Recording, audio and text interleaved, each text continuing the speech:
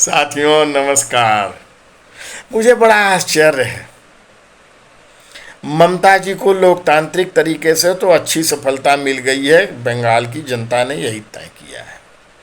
किंतु संवैधानिक ढंग से जो उन्होंने हाई कोर्ट के आदेश को चुनौती दिया था और कहा, मंच पर कहा था कि मानूंगी नहीं, मानूंगी नहीं और नहीं मानूंगी, किसी कदापि नहीं मानूंगी, उस पर आज तक न तो सर्वोच्च न्यायालय ने स्वतः संज्ञान लिया और न उच्च न्यायालय कलकत्ता ने स्वतः संज्ञान लिया।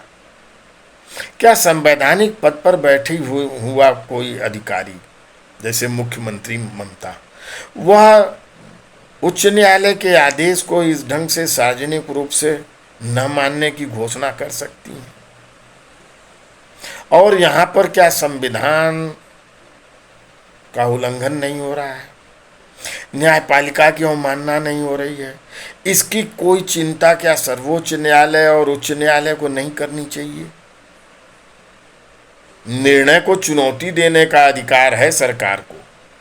वह उच्च न्यायालय में जाए, वहां रिव्यू दे, क्यूरेटिव पिटीशन दे, लेकिन सार्वजनिक रूप से इस ढंग की घोषणा करने का अधिकार नहीं है। और उस अधिकार को अगर मान्यता दे रहा है सर्वोच्च न्यायालय, तो वह संविधान को चुनौती दे रहा है, संविधान की अवमानना होते हुए देख रहा है और प्रकारांतर से संविधान की अवमानना कर रहा है।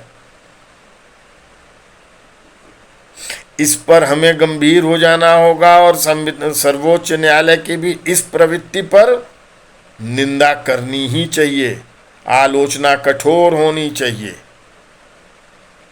क्योंकि ये मनबड़ राजनेता सत्ता पाने के बाद अगर इस ढंग की तेवर दिखाते हैं तो उनका पुरजोर विरोध होना चाहिए।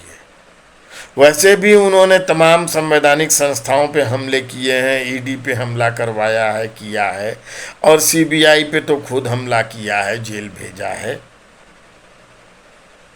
अभी भी पूरे भारतवर्ष में लोकसभा के चुनाव के बाद हिंसा नहीं हुआ है, किंतु पश्चिम बंगाल में हिंसा हो रही है। कब स्वतः संज्ञान लेगा सर्वोच्च न्यायालय? माना कि लोकसभा में वो विजयी हो गई हैं, जनता का समर्थन उन्हें मिल चुका है, इसलिए कोई सरकार नैतिक रूप से कहने विरोध करने के लिए सक्षम नहीं है। लेकिन संविधान के रक्षक तो सर्वोच्च न्यायालय है, वह तो अधिकृत है। वह अपना अधिकार कब प्रयोग करेंगे?